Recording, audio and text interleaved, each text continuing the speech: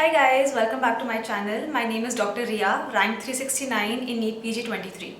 So this video is not going to be my usual guidance or strategy video. I thought I'll start a new series where I teach you guys some basic concepts which I think we all find very confusing. And today I'm going to start out with renal physiology. So let me know if you guys like this video and if I should continue further. Also, I'm not an expert, I'm not a nephrologist, I'm just another student just like you, but I have just given my exam. So I have tried to simplify things in words which are easier for us to understand. So please forgive me if I make mistakes, and let's get started. So let's first start out by seeing a basic diagram of a nephron. This I have made this myself, and it's not very artistic, but I think it will do.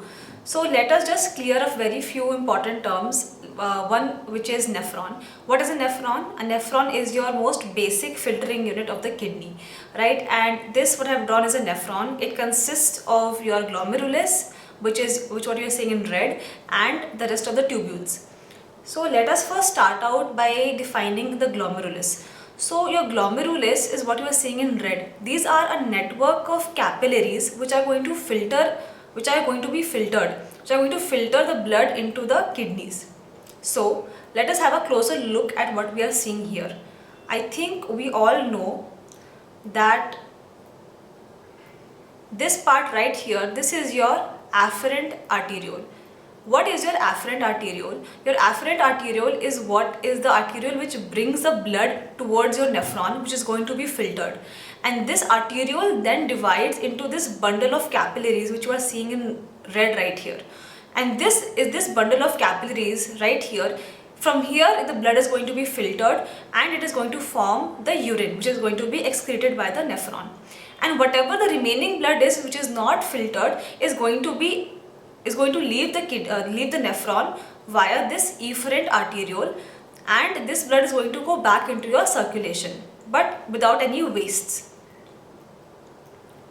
So this part here is what is going to supply the blood. The afferent arteriole, which is going to further divide into a network of capillaries called the glomerulus, which is right here, and then the remaining blood is going to exit the nephron via the efferent arteriole. Now that we have seen the glomerulus, let us see the other parts of the nephron briefly. So this part in green, this is your Bowman's capsule. So this Bowman's capsule is the first part of the nephron. It is basically a cup-like sac which encloses your glomerulus, as you can see, right? And then we have this curved part which is called as your proximal convoluted tubule, PCT. This was your Bowman's capsule, PCT. This PCT then leads down to this descending loop of Henle, followed by this ascending loop of Henle, distal convoluted tubule, and then your final collecting duct.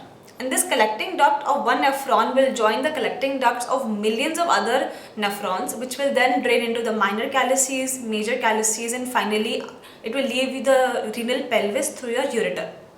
So this is just a very basic anatomy of a nephron, which many of you guys might have known, but I just wanted to refresh your memory because sometimes we tend to forget these important terms. Now I want us to focus on this diagram. This diagram is taken from first aid, and in fact I will be showing you many diagrams and graphs from first aid because they are very, very nice. Because I want us to focus on the filtration membrane, from where exactly the blood is filtered from the capillaries into the nephron. What are the three layers it has to pass through? So this diagram, let us just try to identify what we have learned. This right here is our afferent arteriole, from which the blood is entering the nephron, and here is your efferent arteriole, from where the blood is exiting the nephron, as we have discussed. In between we have this network of capillaries which was called the glomerulus, right? So how is the blood going to be filtered from these capillaries into the nephron? It has to cross three barriers. So the first barrier will be the endothelial cell of the capillary itself, right? These are your endothelial cells. of the capillary, and obviously the blood will have to first cross these endothelial cells. So that is your first barrier. The second barrier you're gonna have is the basement membrane right over here. Do you see this line? This is your basement membrane, and that is going to be the second barrier to be crossed by the blood or by the filtrate. And your last but definitely not the least barrier is this. These are your podocytes. Podocytes, which is also called as your visceral epithelial layer of the Bowman's capsule. So as you can see, this is your Bowman's capsule layer, right? This is the inside, this layer right here is lining the inside part of your Bowman's capsule, and these cells are outside. So these are called the parietal epithelial layer, right? So these podocytes are your visceral epithelial cells, and these cells are your parietal epithelial cells. But only the visceral epithelial cells are going to form a part of the filtration membrane, right? So these points right over here, which we see 1, 2 and 3, these are your three components of the filtration membrane. These are the three components your filtrate has to pass through in order to reach the nephron. Now let's talk a bit more detail about each of these three parts. So the first, your endothelium. Your capillary endothelium in red, they are fenestrated. They are fenestrated, that means they have left very small gaps in between from where the blood is going to pass, right? And this gap is so small that anything more than 100 nanometers cannot pass through this membrane. So already we have filtered many components of the blood here, like they will not be able to cross this membrane if they are more than 100 nanometers, because the spaces in between the endothelial cells is not enough for bigger substances to pass. So that is your first barrier, how it's going to work. The second barrier, which is seen in green here, our basement membrane, it is made up of type 4 collagen and heparin sulfate. Now heparin sulfate is negatively charged, right? Sulfate is an anion. So because it is negatively charged, it is going to repel any other anionic substances, for example albumin. So those negatively charged substances will also not be able to cross this barrier into the nephron. That is why if we find albumin in the urine, which is called as albuminuria, it is considered abnormal. And our last but definitely not the least barrier, our podocytes are also very important. These podocytes also filter so substances more than 50 nanometers cannot cross these podocytes as well. So let's just revise here. Our glomerular filtration barrier, right? The very first was our fenestrated capillary endothelium, followed by the basement membrane made up of heparin sulfate, and last podocytes, which is also called the visceral epithelial layer of the Bowman's capsule. These three layers are going to form your glomerular filtration barrier, and this is very important. If you remember these three components, it is going to be very easy for you to study nephrotic and nephritic syndromes in medicine, because we are going to see a lot of deposits which are seen in between these layers, and at that time if you have this anatomy in mind, it is going to help you relate to that concept much easier. So what we have understood till now about the glomerular filtration membrane, let us just revise it from what is written in first aid. So यहाँ पे क्या लिखा है? The glomerular filtration barrier, it is responsible for filtration of plasma according to size and charge selectively. Like I told you, we have some barriers in the membrane which will prevent certain molecules of large size to be filtered, and also we have the basement membrane which has a negative charge which will repel negative charge substances from crossing the membrane, right? So as a size and charge ke accordingly it is filtered. What is it composed of? The first thing we talked about, the fenestrated capillary endothelium. Number 2, the basement membrane with type 4 collagen and heparin sulfate. Then number 3, the visceral epithelial layer consisting of podocyte foot processes, right? So in this diagram, let us just identify these parts. So these are your endothelial cells, right? Endothelial cell pore.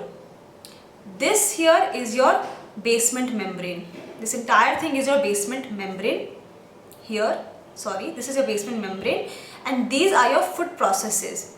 So these foot processes are actually your podocytes. Podocytes, podo, that kind of means foot. So because they resemble a foot, they are called foot processes. Alright. Let us just read here also. So charge barrier. What is a charge barrier? The glomerular filtration barrier contains negatively charged glycoproteins that prevent the entry of negatively charged molecules like albumin. And the size barrier is fenestrated capillary endothelium prevents the entry of more than 100 nanometer molecules per blood cells. And the podocyte foot processes interpose with the glomerular basement membrane. They form a slit diaphragm. Basically the podocytes, the visceral epithelial layer, forms a slit diaphragm which will prevent the entry of molecules more than 50 nanometers. So I hope this was easier to understand because I explained this to you in the diagram. Okay, now let's move on to the next very important concept, which is renal clearance. So clearance is kind of a very funny word, it's kind of complicated, it's hard to understand, I feel.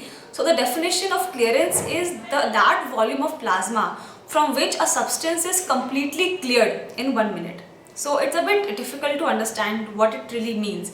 So let us use clearance, let us compare clearance with the GFR to understand what it means. So just listen to me and don't look at the screen for now.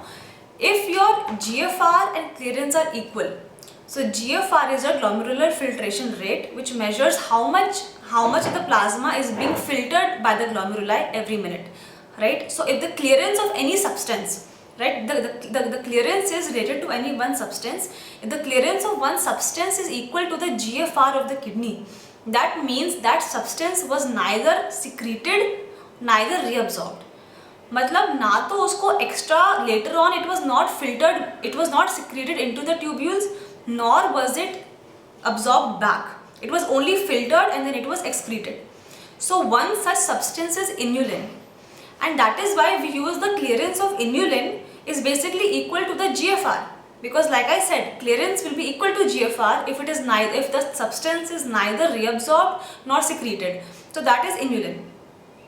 So let us see the formula for clearance, which is very important. What we tend to see is clearance is equal to UV by P, and I want you guys to remember this for a very long time until you give all of your exams. Clearance is equal to UV by P. Repeat it after me 3 to 4 times. UV by P, UV by P, UV by P. Now it is very important to not just remember the formula, but also to know what U, V and P stand for, and this used to confuse me quite a lot. So your U is the concentration of that substance. Remember, while we are saying clearance of any substance, right, any substance, for example inulin, so U will be the urine concentration of that substance.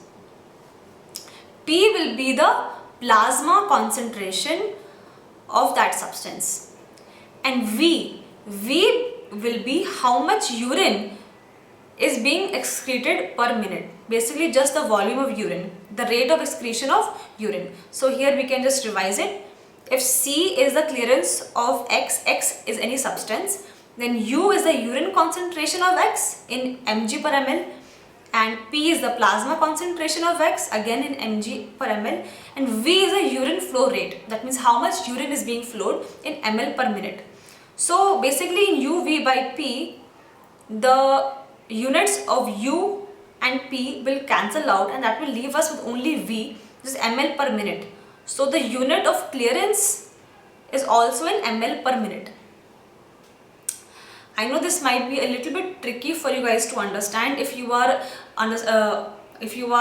reading about this for the first time, but believe me, if you just try to understand the concept of clearance with relation to GFR, it will be easy. Basically they are the same if that substance is not being secreted or reabsorbed, it is only being filtered. So let us go a bit more deeper into this definition. So if your clearance of any substance is less than the GFR, that means that substance has been reabsorbed back into the body, right? That means net tubular reabsorption has taken place. If the clearance is more than GFR, that means that substance has been secreted into the tubules, net tubular secretion. And of course, as I told you guys, if clearance is equal to GFR, that means there is no net secretion or reabsorption, as in the case of inulin. So we are going to be discussing this concept clearance with relation to many different substances, and that so it's okay if you were not able to completely understand what is clearance just yet. Don't worry, as we study more, this you will begin to understand. So right now I just want you guys to remember that the clearance of inulin is equal to the GFR, glomerular filtration rate. Let's read about GFR in a bit more detail right here. So GFR, यहाँ पे लिखा है that the inulin clearance can be used to calculate GFR, as I said, because it is freely filtered and it is neither reabsorbed nor secreted. Now this concept of reabsorption and secretion, I will be covering this most likely in the next video. So don't worry if you don't understand it yet. We will get there soon. Just try to remember the definition. So as I had told you, the clearance of inulin is equal to GFR, and that is basically the formula UV by P, right? Nothing more, nothing less. So this formula right here, we will be discussing this in more detail. I will explain to you the entire concept of hydrostatic pressure and oncotic pressure. So we will come to that at that time. But focus on this paragraph right over here. So normal GFR is approximately 100 ml per minute, or more specifically 125 ml per minute. And now we talk about creatinine clearance. So abhi tak we have talked about inulin clearance. So creatinine is one other substance which the creatinine clearance is also approximately equal to GFR. And in fact, that is actually the most commonly used method to calculate GFR, is using creatinine. But it is not exactly equal to GFR because it slightly overestimates GFR, because the creatinine is moderately secreted by the renal tubules. Sometimes creatinine can be secreted by the tubules, and because of that the GFR will be calculated to be more than it actually is. Especially in times of stress like exercise, your creat might get secreted, and because of that the creatinine clearance will not be exactly equal to GFR, but it is the most commonly used method. However, we know that inulin is the most accurate, right? Now let's have a look at this curve right here.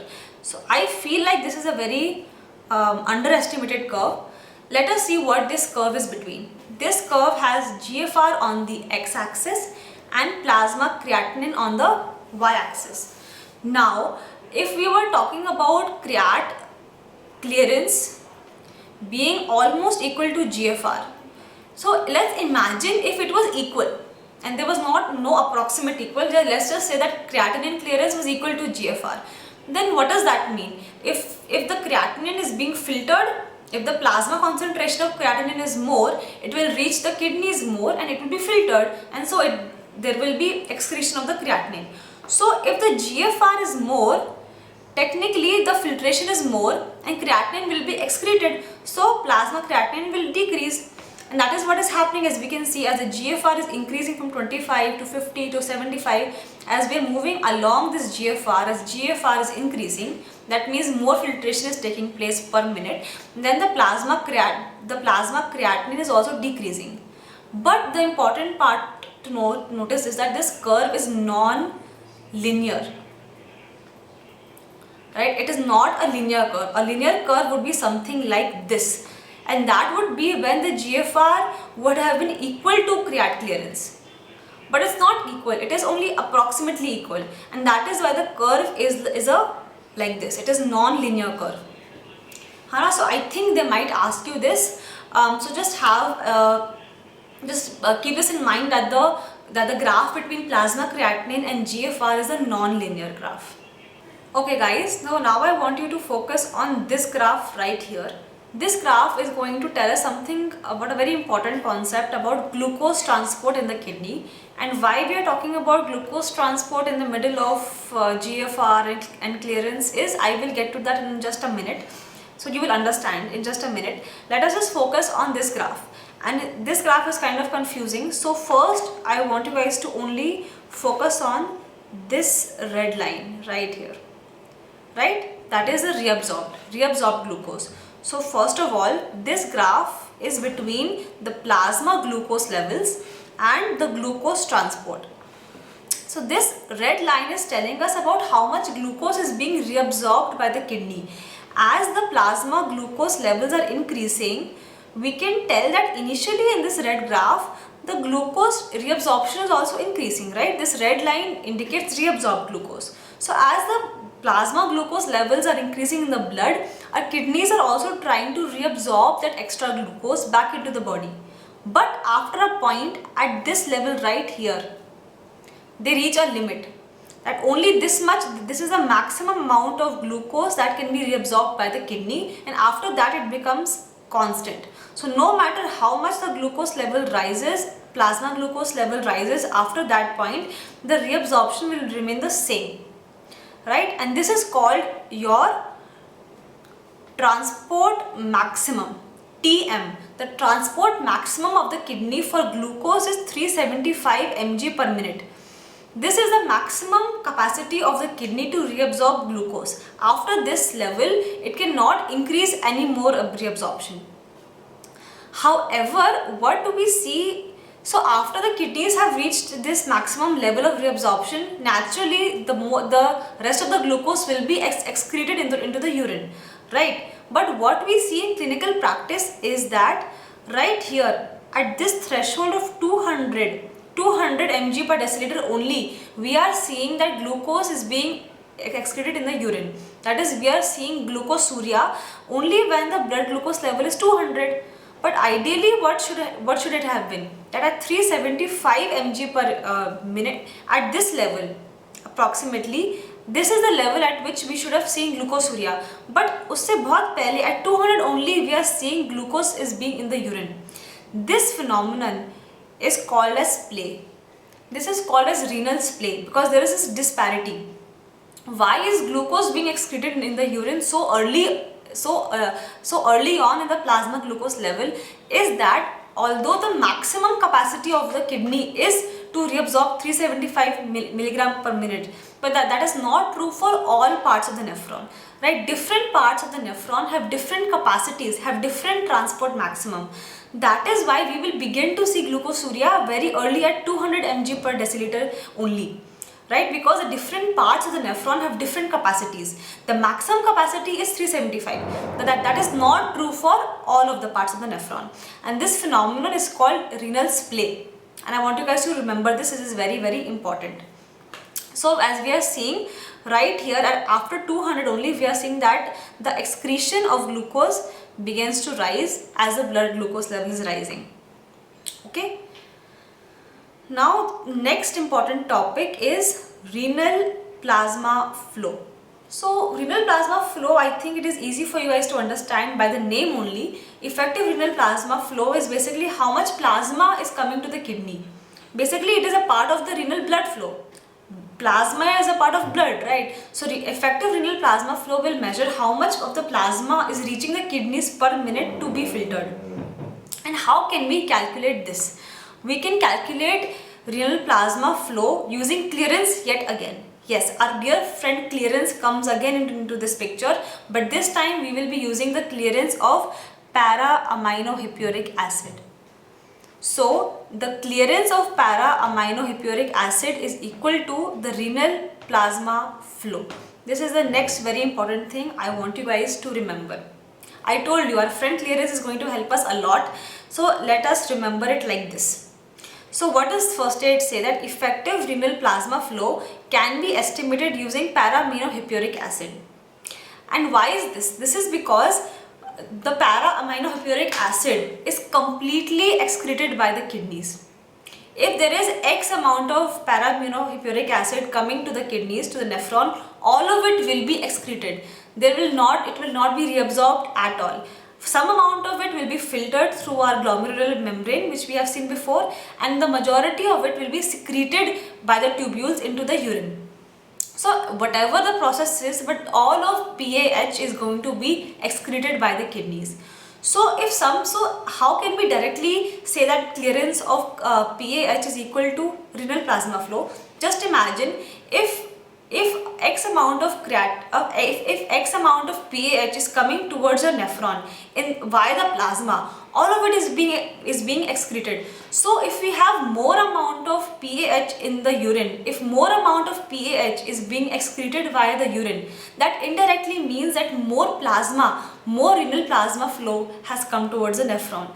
Right? I hope you are understanding it, because the more plasma which is coming towards the nephron, the more amount of PAH it will carry, and all of that PAH will get excreted by the kidneys. So indirectly the clearance of PAH will be telling you about the renal plasma flow itself. I hope you guys have understood this concept. So let's see what is written here, that between filtration and secretion, these two processes will happen. There is nearly complete excretion of all PAH that enters the kidney. And of course our same formula UV by P can be used here. Now as I told you that renal plasma flow is basically a part of your renal blood flow, right? So via this renal plasma flow we can calculate a renal blood flow as well using this formula. Renal blood flow is equal to renal plasma flow divided by 1 minus hematocrit. So now we can also estimate directly how much renal blood flow is coming to our kidneys.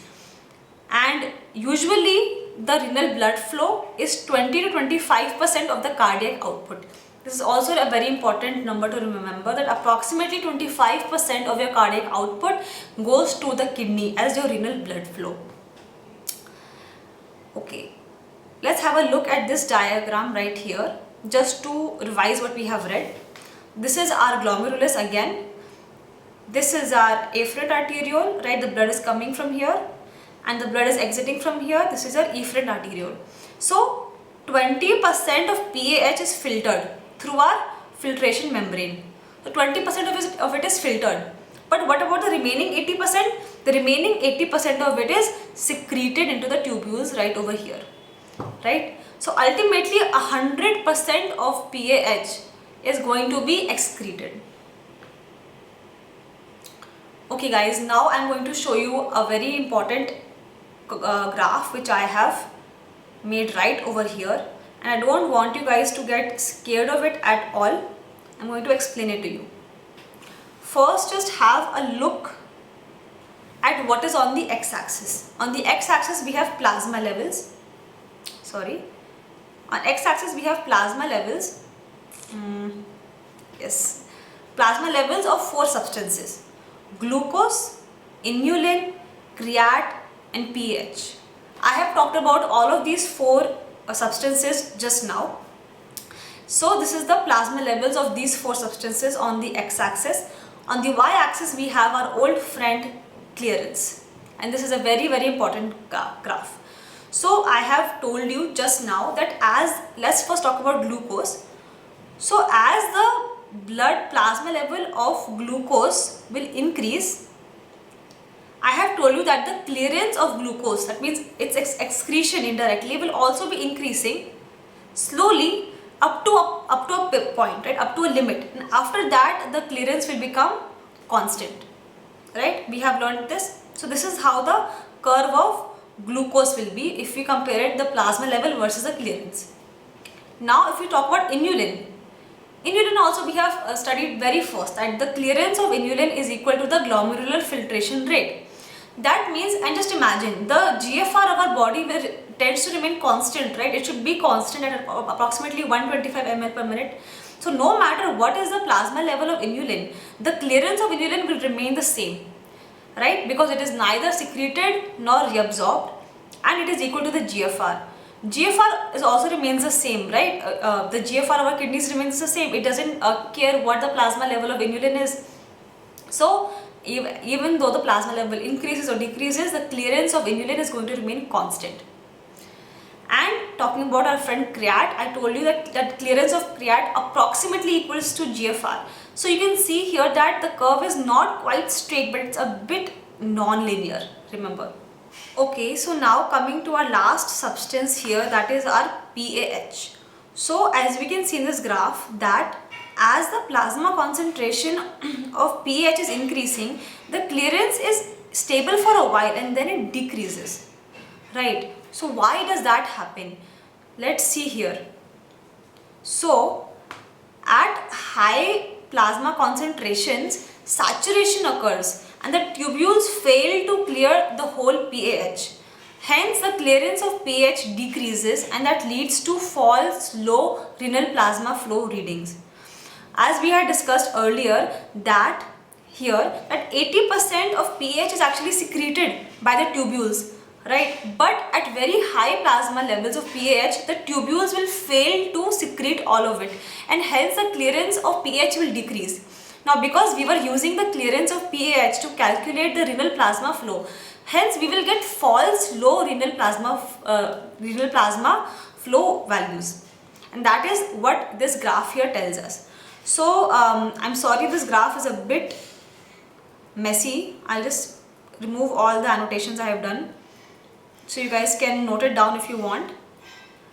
This is a very important graph which is going to compare the plasma levels and clearance of 4 very important substances, that is glucose, inulin, creatinine and PAH. And I hope I was able to explain this graph to you. And this is also, I feel, a very underrated curve. I think it might be asked in your exam as well for identification purposes, or even the concept behind this curve is very important. Okay guys, so that was all for today. This is only part 1 of renal physiology. There is so much left, and actually I plan to teach you guys more today, but the time is already too much. I think if you study this much for now, it is good, and I will be up with part 2 very soon if you guys want. So please let me know in the comments if this helped you at all, or if there's anything you want me to change, or if you have any other doubts, you can ask me in the comment section, or you can join my Telegram group. Also guys, if this helped you in any way, please give it a thumbs up. That really means a lot to me, and don't forget to subscribe as well. See you soon. Bye.